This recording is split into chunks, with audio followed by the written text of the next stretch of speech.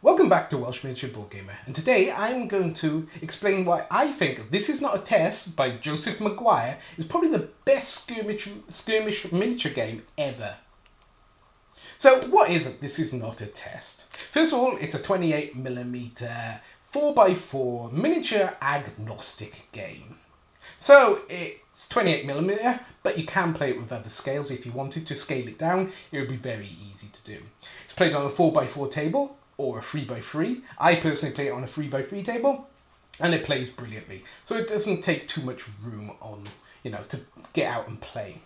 Miniatures agnostic means that you can use whatever miniatures you want to use. So if you've got some miniatures lying around and you want to make them be the ones you want to use, you can. There's no reason why you can't.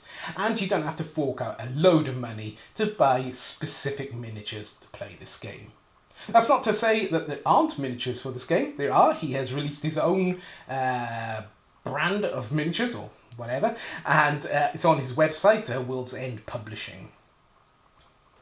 So this game is set in a post-apocalyptic world. Think Mad Max, Fallout, the surface of the Matrix world, all those like 80s B movies that were around that are absolutely amazing and you might want to replay. It does have its own world, but really it's set up for you to fill out the world in your own manner, which I love. It makes it more personable to you, and it is more personable to me.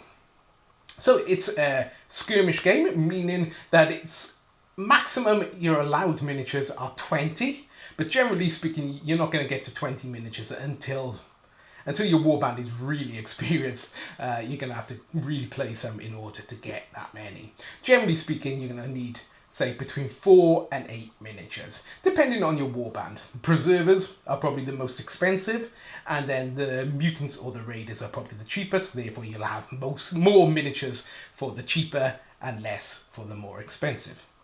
Speaking of warbands, so there are 6 in this book. There are the Peacekeepers, the Tribals, the Preservers, the Caravans, the Mutants, and the Raiders.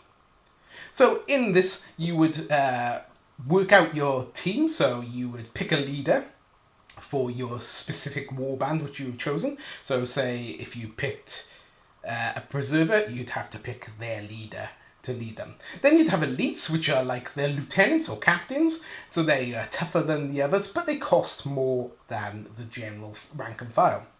You have specialists, who are like psychers or heavy weapons carriers or medics, etc. People with those extra skills which are going to be useful. And then you have rank and file, which are just the basic troops, the cannon fodder, which, make up everyone. But each group has got their own people. So the rank and file of the Preservers will be different to the rank and file of the Mutants or the Raiders. And generally speaking, like the Mutants or the Raiders, they'll be cheap, so you can have a lot of rank and file, while the Preservers are quite expensive, but they're going to be better equipped and better skilled. Speaking of equipped, then you'd have to pay for their equipment using your BS. Yes, barter script. You can use that to buy then equipment for your warband and get them how you want them, being more melee or being more ranged attack, etc. So the rules use a D10 system where you would add a stat to your roll of D10 and you need over a test number. So say a test number of 12, you got a skill of 5 or a stat of 5. So you'd have to roll a dice and your stat and dice roll would need to be over the test number in order to succeed, or equal to. So if it's under, you'd fail. So then you'd have opposed tests, which would be me attacking someone, my warband attacking someone rather, and then we both shake our dice, add our skills, and then see who gets the better to see what happens. Now it's on activation that this game really starts to show its pedigree. So it's not a me, I go, you go, I go, you go. It's not all my warband goes or your warband goes. It's got a really clever system for activation. So I'll activate a miniature and I shake a dice and I add my metal skill or stat. And I need over 10. If I get over 10, it means that I get 2 actions and I can activate another person in my warband.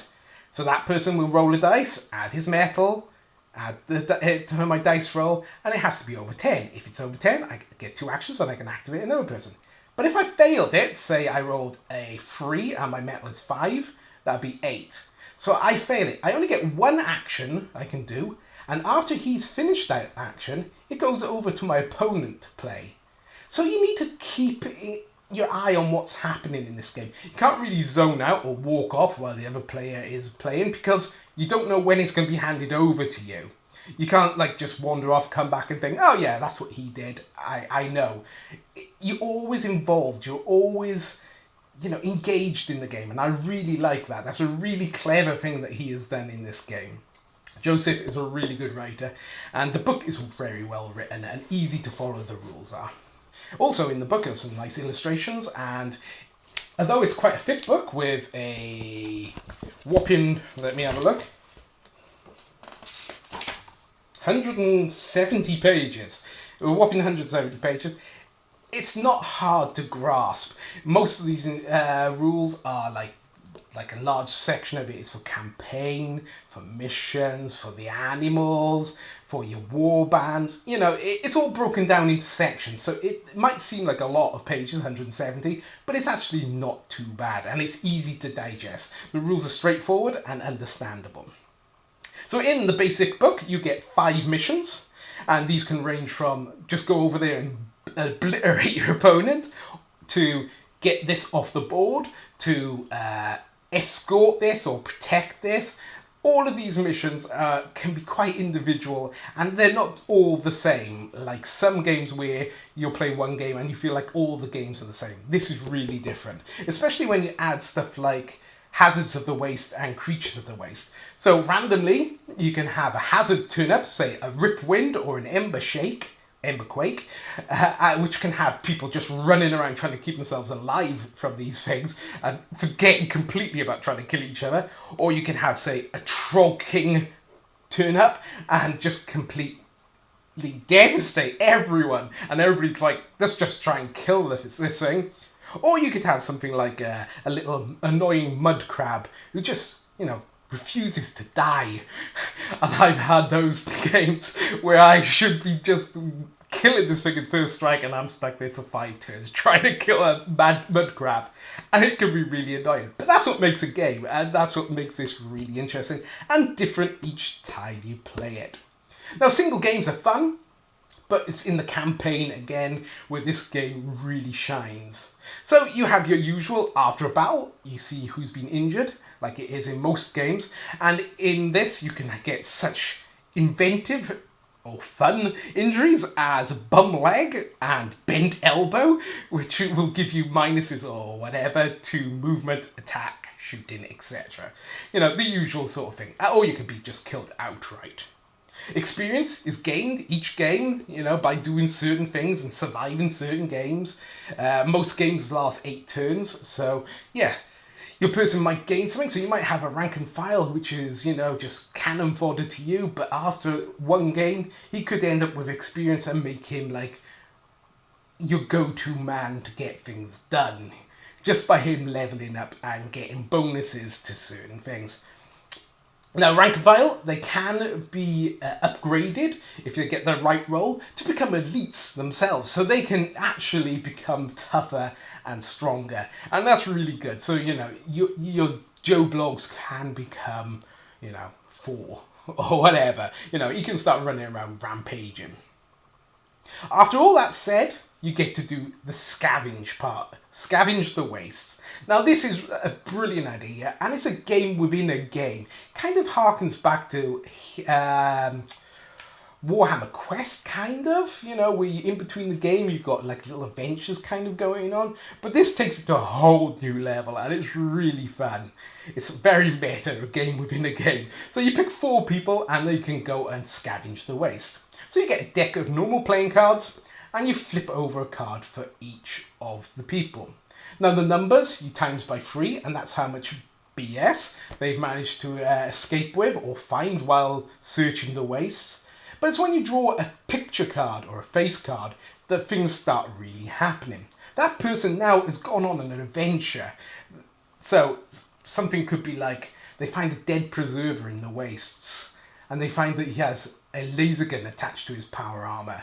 So now the person has to try and decouple the weapon to run off of it. But if he fails, he might end up killing himself trying to decouple this weapon. Or you could end up with a free laser gun at the end of the test. Or you just wandered across a nest of wasteland, critters, and they've just accepted you as their mother, and you've got like 3 or 4 wild creatures now in your warband that are just wandering around causing havoc, which, you didn't even have to pay for. Things like this really add to the story and really make this game unique. Now, where you can get it from. Now, this is from World's End Publishing. It's written by Joseph McGuire. The rules can be picked up. You can get the demo set of rules from his website for free and try it out for nothing. And, you're not losing anything. And I think you'll fall in love with it. Or you can try and get the PDF. Now, it's in American dollars because he's an American fellow. So it's $19.99. Or you can buy the hardback book, which is this. And that's $50, and it's really well worth it. It's nicely made. It's got, all you need to know. It's nicely illustrated, and it's sort of like a print-on-demand feeling book. So if you know what those feel like, that's what this feels like. There are loads of add-ons for the game. You can buy the miniatures from his website if you want the specific miniatures that he has got in mind, or you can buy the extra adventures, which unlocks new warbands, unlocks new scenarios, unlocks so much. And I have really bought into this game, and I really think it's a brilliant game. And I hope you will try it. It's like a hidden gem amongst war games, really. Not many people know about it, and I don't know why, because it's an amazing game. But yeah, so this is my favourite war game, and I hope you try it, and maybe it'll become your favourite war game as well. So, with that, it's going to be goodbye from me, Welsh Miniature Board Gamer.